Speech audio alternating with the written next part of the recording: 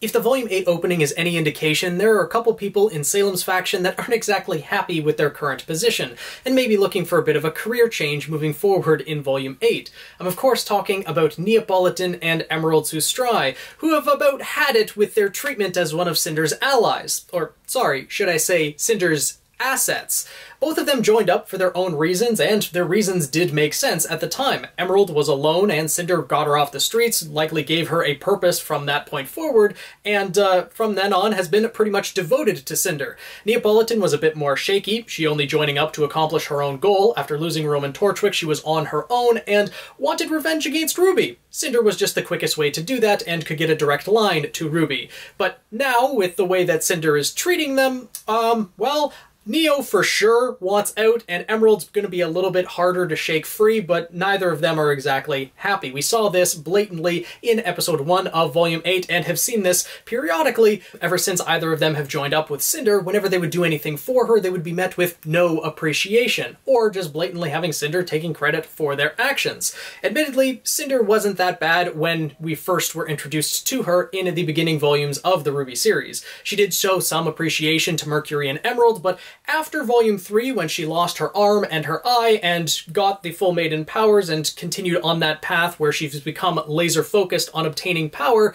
she's appreciated her allies less and less, or really not at all. Even Salem has shown some appreciation for her allies and given them praise when they've done a good job. She said that to Cinder for obtaining the maiden powers, defended Cinder against Watts at the beginning of Volume 4, so like, even Salem shows appreciation for her allies, but Cinder does not, treating them as mere tools, something that implies they could easily be discarded and thrown away.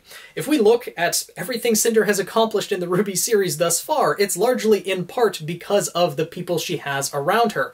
In fact, I don't think Cinder would have been able to obtain the Fall Maiden powers in the first place, get the jump on Amber, if it wasn't for Emerald's semblance of hallucinations. And she certainly wouldn't have been able to get the Relic of Knowledge without Neo. It was Neo who was responsible for getting Cinder to Atlas in the first place, and Neo who single-handedly took on Team Alpine and obtained the Relic of Knowledge. So yeah, that one's entirely credited to Neo, and we saw in Volume 8, Episode 1 that she just took complete credit for that in the eyes of Salem. So yeah, Neo is probably gonna stab her in the back at some point, and Emerald, even though she is more devoted to Cinder, has been dealing with this abuse for much longer, not to mention has been dealing with Watts's verbal abuse and Tyrion's intimidation and other tactics as well, so Emerald's probably at her last straw now that Cinder is blatantly not giving a crap about her, and Mercury has pointed this out numerous times in the past. So I think it's very likely that both of these characters are going to try to abandon Salem's faction at some point throughout Volume 8, and I think they're going to try to leave together. Neo pretty much has one foot out the door. She only joined up with Cinder to accomplish her own goals, and it's obvious now that Cinder isn't exactly on the same page, not to mention not appreciating Neo in any way, shape, or form, so Neo's probably going to leave, and I think she's going to invite Emerald to come with her. After witnessing how Cinder has treated Emerald, and that Emerald is feeling very alone in the situation that she's currently in, Cinder's no friend to her, Mercury is not being a friend to her, so Neo can definitely identify with that feeling, and I think that Emerald and Neo would make an excellent team if they decided to break away together. Because if we take a moment and think about how these two would work together with just their semblances alone, not to mention how skilled they are at fighting, would be absolutely insane. Neo would be able to make real illusions, and then Emerald would be able to mix in any other hallucinations. If they were fighting against a singular opponent, they would have no idea what is real, what isn't. Both of them could mask each other's presences and make just massive amounts of illusions, and someone would not be able to stand a chance. Even against a group of people. With Neo's illusions and Emerald constantly switching around different hallucinations to different people, they would be an unstoppable force, and especially if trying to escape Salem's faction, it's going to be easily possible with these two, as long as they're given the right opportunity. Likely with Salem trying to lay siege on Atlas and Mantle, she's going to send out all of her forces to go out into Atlas and Mantle and accomplish various goals at different times, either to cripple the military, to cause chaos, chaos, or to just try to sneak into Atlas, get the Winter Maiden, and get the relic, or disable defenses, something like that. So very likely Cinder's going to be sent off with her underlings, or assets, so Neo, Emerald, and Mercury all working together, or Cinder's going to order them to branch off on their own, and that's going to give the perfect opportunity for Neo and Emerald to break away from that.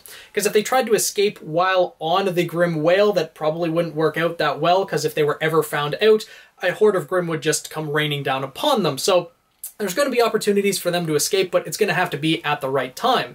And I still think that Neo may try to stab Cinder at the back at some point, but we'll leave that aside for now. I do think that once breaking away, these two will stick together. As I mentioned, both of them know what it feels like to be alone, to feel secluded in the world, and I think they might find a certain kinship with each other. And I mentioned before that Neo might find a friend in Penny as well, because she's feeling very alone on top of that. And I could see, honestly, all three of them finding a sort of kinship with one another. Though Penny being in the unique situation of being the Winter Maiden, having her father in Atlas, and being on the good guys' side, I don't know if she would be able to actually continuously travel with Neo and Emerald, though I would love to see that. Because Neo and Emerald, they are criminals. I don't see them actually joining up with Team RWBY or Juniper and being one of the good guys, because if we remember, Tuxin, all the way back from Volume 2, I believe, yeah, Emerald straight up helped murder the guy, and I'm sure that she went on other missions and killed other people in cold blood, had no problem with it, and we saw that in Volume 2 as well. Neo was about to straight up stab Yang and only fled because Raven showed up, so neither of them are actually good guys, but I could certainly see them leaving Salem's faction, Neo likely giving up her pursuit of RWBY, as RWBY didn't actually kill Roman Torchwick. In fact, I think Roman's alive, and he might actually show up and be the trigger for Neo leaving. But that aside, I think that Neo will eventually find out that RWBY wasn't responsible or didn't actually kill Roman, and thus abandon that pursuit. Though before that happens, I think Neo might actually bring Emerald along with her, because Emerald's not exactly fond of RWBY either, and both of them might go on that goal of going to attack RWBY. Emerald possibly to try to do it as one last-ditch effort to please Cinder, and then Neo just to accomplish her own goals. So, yeah, that might happen, and then when that confrontation does happen, it might be RWBY and Penny versus Neo and Emerald. That would be a fight I would love to see, but that confrontation might happen. The truth would come out that, well, RWBY didn't actually kill Roman. Maybe that would be a good opportunity for Roman to show up, etc., and then people would go their separate ways. I think that Neo and Emerald, after breaking away from Salem's faction, would try to discover themselves in a certain way. Likely go off to Vacuo, the lawless land where they could lie low, and try to get a bearing on things. I think that by the end of the RWBY series, they would certainly join the battle against Salem, because Salem's forces are aiming to pretty much take over / destroy all of Remnant. Once all the 4 relics are gathered, they're going to resummon the gods, and I think that's Salem's overall goal, that she wants to take them on, or say a few words to them at the very least, or just cause the destruction of everything that the gods built. Something along those lines, so I'm pretty sure Neo and Emerald would stand in the way of that, assuming, of course, they get through Volume 8 unscathed. I don't want to see either of them die or get severely injured, but they're probably not going to be able to leave Salem's faction unscathed completely, unless, of course, they just use their semblances and disappear, though I feel like Neo is certainly going to try to get a few stabs in before going. And if Neo does decide to go that route, I think it might be Hazel who would step in and stop Neo from doing that. Because we've seen that Hazel kind of takes on the fatherly role almost to Emerald and Mercury. Emerald more so than Mercury, because Mercury seems to be standing on his own by this point, and very much comfortable in Salem's faction, so it seems on the surface at the very least. And Hazel, at least according to the Volume 8 opening, doesn't seem too pleased with his current situation. Seeing Emerald and now Neo brought into this chaos, two people who really don't belong in Salem's faction, he might try to persuade them to leave, or when he sees conflict starting to break out and them possibly being in danger, he might make a last-ditch effort to save them. Possibly one of them reminds him of his sister, or something along those lines, and he will give his life to allow both of them to escape.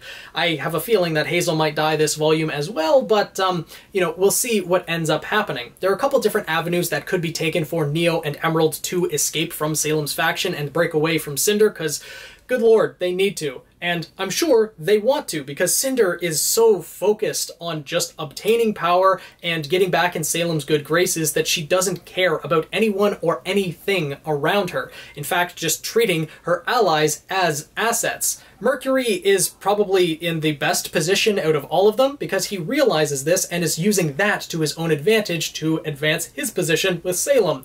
But Emerald wants a family. Neo just wants to go on her own goals, which Salem has her own ideas and wouldn't allow her to do that. So yeah, overall, Emerald and Neo I see certainly leaving Salem's faction this volume. But let me know your thoughts down in the comments below. How do you think that entire situation is going to play out? Do you think that Emerald and Neo are actually going to be able to escape from Salem's faction? Likely they're going to be sent into Atlas or Mantle at some point, and they will be given the opportunity, but will Cinder turn on them at that point? Likely, she certainly will, but do you think that Penny might come to their rescue? Do you think that they will pursue RWBY and there might be a clash there, eventually coming to the realization that, well, Emerald and Neo aren't exactly on the right side, and they're going to go their own separate ways, leave RWBY alive to fight against the Grimm, and they're going to break off and head to Vacuo. And then we'll see them again maybe in Volume 9 or 10, or whenever we get to Vacuo, and however things play out then. Let me know your thoughts down in the comments below. I'm really curious to know what you guys think about Emerald and Neo, and how their story is going to unfold moving forward in Volume 8. Hopefully you guys enjoyed this video, and if you did want to see more like it, more RWBY theories and analysis, and the episode reviews themselves, make sure to subscribe and join the Guild of the Eternal Flame. Tweet me at PhoenixKnight7, and I'll see you guys in the next video.